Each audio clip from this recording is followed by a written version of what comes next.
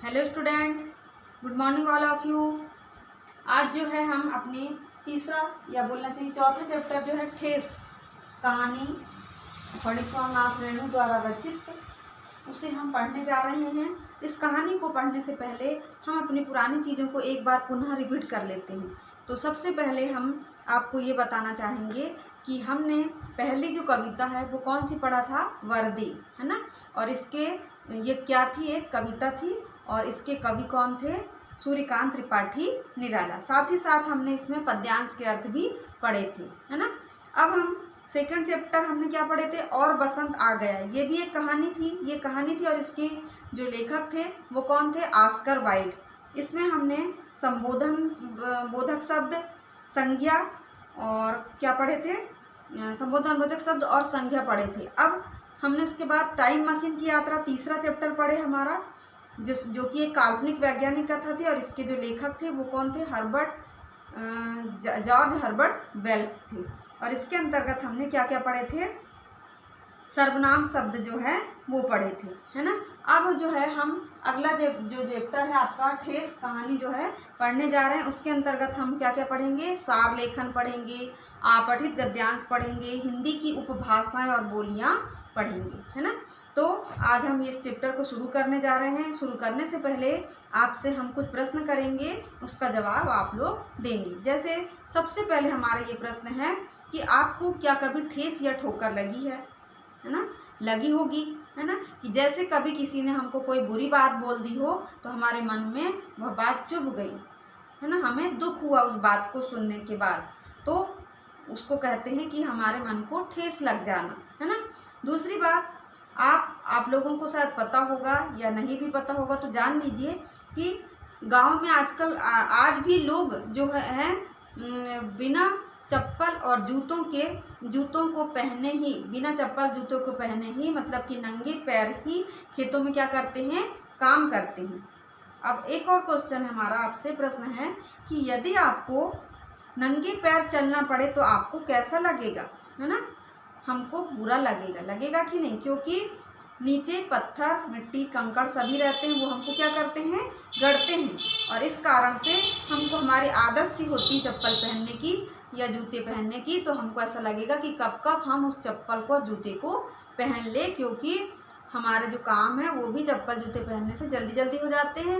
अन्यथा धरती की, मतलब क्या होता है, ज़मीन के जो कंकड़ पत्थर हैं वो भी गड़ते हैं, जिससे हमारे काम में भी बाधा पड़ती है। अब देखिए, ये जो कहानी है ठेस, ये फणीश्वर नाथ रेणु द्वारा रचित है। ये बिहार अंचल से ली गई है। इस कहानी को बिहार अंचल के उस तरफ से लिखी गई है। और ये जो पाठ है इसमें मजदूर जो है सिरचन, उसका क्या नाम है, सिरचन, वो क्या है, उसकी कारीगरी, यानी बहुत अच्छी कारीगरी करता है वो, है ना। वो एक चटाई बनाने का, पतली एकदम बारीक चटाई बनाने का काम करता है और उसे लोग बहुत पसंद करते हैं। तो वो जो सिरचन है उसकी कारीगरी तथा उसके मनोभावों को यहाँ दर्शाया गया है। मन के जो भाव हैं उसको दर्शाया गया है कि उसके किस प्रकार के मनोभाव हैं उसके, है ना। कि बड़ी मग्न से तल्लीन होकर वह अपनी जो है चटाई को बनाता है और कभी कभी हंसी मजाक भी कर लेता है, लेकिन अगर जब वो काम करता है तो उसके साथ कोई हंसी मजाक नहीं होना चाहिए। दूसरी बात, इस कहानी के माध्यम से विद्यार्थी क्या सीखेंगे कि सभी प्रकार के जो व्यवसाय होते हैं उनको हमको क्या करना चाहिए, सम्मान देना चाहिए, है ना। नहीं तो ये हमको अच्छा नहीं लग रहा है तो हमको वो हम नहीं करना चाहते, लेकिन सब काम हमको आना भी चाहिए और उनको हमें सम्मान देना भी चाहिए, इस पाठ में बताया गया है। तो इस पाठ को कि हम एक छोटी सी स्टोरी आपको ऐसी संक्षिप्त में समझा देते हैं और उसके बाद कल से हम ये पाठ शुरू करेंगे। तो देखिए, जब पाठ शुरू हो रहा है तो यहाँ पर खेती बाड़ी जो लोग हैं वो कर रहे हैं और उस समय वो सिरचन को याद कर रहे हैं कि सिरचन होता तो वो कुछ काम करता, लेकिन कुछ लोगों को पता है, यानी बहुत सारे लोगों को वहाँ पर पता है कि सिरचन जो है नहीं करता, खेती बाड़ी के काम जो है नहीं करता है, उसका काम क्या है, कारीगरी करने का है। तो उसको वैसे ही उन लोग कोसते हैं कि बेकार का, अच्छा हो गया, नहीं है तो बेकार का क्या है, कामचोर है, चटोर है और क्या है, मुफ्तखोर भी है, मुफ्त में कुछ मिला तो खा लेता है और काम करने नहीं देखता और मतलब हर अच्छी चीज़ खाने देखता है। तो इस प्रकार वो बता रहे। लेकिन फिर यहाँ पर जो लेखक है उन्होंने अपने माध्यम से इस कहानी को बताया है कि सिरचन मुक्तखोर कामचोर कह लो उसको, परंतु एक ज़माना था कि लोग सिरचन के घर के आजू बाजू खड़े रहते थे। क्यों? क्योंकि वो बहुत अच्छी चिक बनाता था। चिक का मतलब होता है बांस की तीलियों का पर्दा, है ना। बांस की पतली पतली जो तीलियां हैं उसको काट कर वह एक पर्दा बनाता था, चटाइयाँ बनाता था। तो वो सभी लोगों को बहुत पसंद आते थे, इसलिए उसके घर के आजू बाजू क्या होती थी, बड़े बड़े लोगों की भी भीड़ लगी होती थी। तो जो लेखक है वो अब पाठ जब शुरू हो रहा है तो लेखक जो है अपनी माँ से पूछते हैं कि क्या मैं सिरचन को बुला लाऊं। क्यों पूछते हैं? क्योंकि पता है कि अगर सिरचन को बुलाएंगे तो उसको अनेक प्रकार के भोग लगाना पड़ेगा, मतलब उसको अच्छी अच्छी चीज़ खिलाना पड़ता है, तब जाके वह कोई भी काम करता है। परंतु लेखक की जो माँ है वो क्या बोलती हैं कि नहीं, वो हमारे घर आता है तो ऐसा नहीं करता है। तो वो जो लेखक हैं वो बताना चाहते हैं कि नहीं, मैंने तो सबूत के साथ बता सकता हूँ आपको कि वो ऐसा करता है। कि ब्राह्मण टोली के एक बार क्या हुआ बोलते हैं कि ब्राह्मण टोली के एक पंचानंद चौधरी जो हैं उनके लड़के को उसने मेरे सामने क्या कर दिया, उसकी बेइज्जती कर दी। और क्या बोला कि तेरी भाभी कैसी है कि नाखून काट कर यानी काटते हुए तरकारी यानी सब्जी खाना जो है परोसती है, और हम लोगों का भोजन है कि हम कढ़ी में क्या करते हैं, इमली डालकर बनाते हैं। हम लोग ये जो कहार लोग हैं हम लोग बनाते हैं, तो वैसा ही तुम्हारी भाभी बनाती है। इस प्रकार कई प्रकार से कई लोगों की वो क्या कर देता है, बेइज्जती कर देता है। तो अब यहाँ पर कहानी जो है शुरू हो रही है कि यहाँ पर लेखक की छोटी बहन है, उसका नाम है मानू, है ना। और लेखक के घर में कौन कौन है, उनकी माँ है, बड़ी भाभी है, मंझली भाभी है और उनकी चाची है। तो मानू जो है उसका विवाह हो चुका है, वो अपने घर में आई हुई है और उसकी दूसरी जो विदाई है वह उसके ससुराल के लिए होने वाली है। तो उसका जो पति है उसने बड़ी भाभी को फ़ोन करके बता दिया है कि आपके यहाँ जो शीतल पार्टी बनती है उस भले ही हमारे लिए कुछ भी मत भेजना, लेकिन वो शीतल पार्टी जो बनती है उसे ज़रूर हमारे लिए मतलब कुछ मतलब हमारे मतलब मानू के साथ में भेज देना। तो उसी की तैयारी इनके घर में हो रही है। और फिर वो शीतल पार्टी बनाने के लिए किसको बुलाते हैं, सिरचन को बुलाते हैं। तो सिरचन जो है उसको मतलब उनके घर में बैठकर बनाता है। तो इसी बीच में माँ उसे खाने के लिए पूछती कि हम तेरे को कल याद कर रहे थे, हमारे यहाँ पर मैंने मक्खन वो किया हूँ, दही का वो किया हूँ। तो वो बोलता है चलो हम मतलब फिर वो बोलता भी है कि ठीक है, मैं भी याद कर रहा था, मुझे भी खाने की लगी हुई थी। इस प्रकार उनके घर में काम भी करते जाता है वो, और उसको खाने के लिए भी मिलते जाता है। तो बीच बीच में जो स्त्रियां हैं उनसे उसकी क्या हो जाती है, झड़प हो जाती है ना।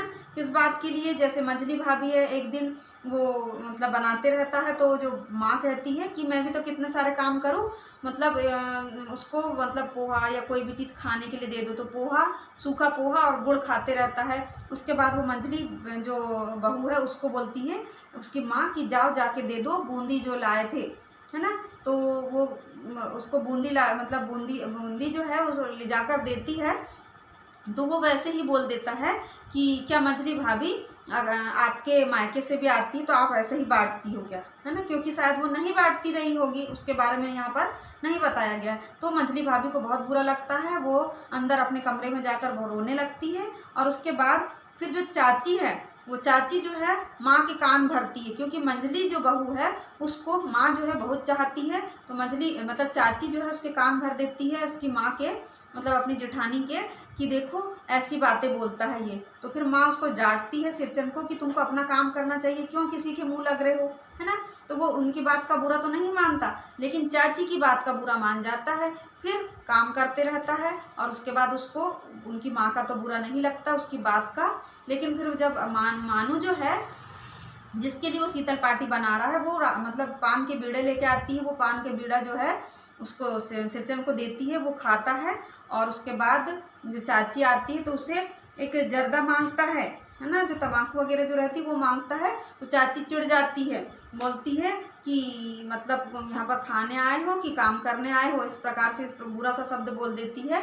तो जिसके कारण सिरचन को क्या हो जाती है, दुख, मतलब उसको बहुत दुख लगता है, उसके मन में ठेस पहुँच जाती है। और उसके बाद फिर वह अधूरा ही काम छोड़कर चले जाता है और खूब मनाने भी जाते हैं तो वो नहीं आता, बोलता है कि आज मेरी पत्नी रहती जो कि इतना अच्छा काम करती थी, बच्चे रहते वो तो सब स्वर्ग सिधार गए, तो मुझे आज ऐसे दिन क्यों देखने पड़ते। और फिर वो नाराज़ हो जाता है, मनाने भी जाते हैं तो नहीं मानता।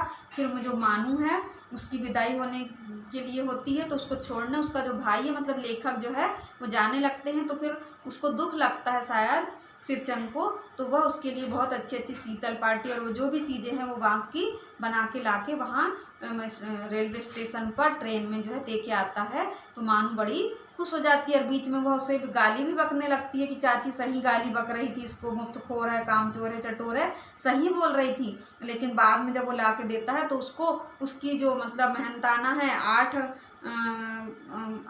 आने या कुछ तो भी रहता है, वो हम कल बताएंगे आपको।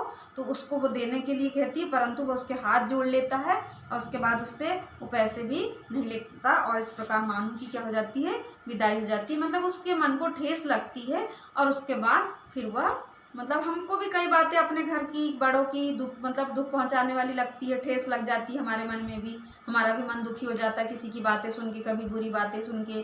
तो फिर परंतु हम हमेशा वैसे तो नहीं रहते, कुछ दिनों बाद हम अच्छे भी हो जाते। तो वैसे ही यहाँ पर सिरचंद भी क्या हो गया है, अच्छा हो गया है। तो इस प्रकार बच्चों आज हमने आपको एक छोटी सी संक्षिप्त कहानी सुनाई। अब हम इस पाठ को जो है डिटेल में पढ़ेंगे।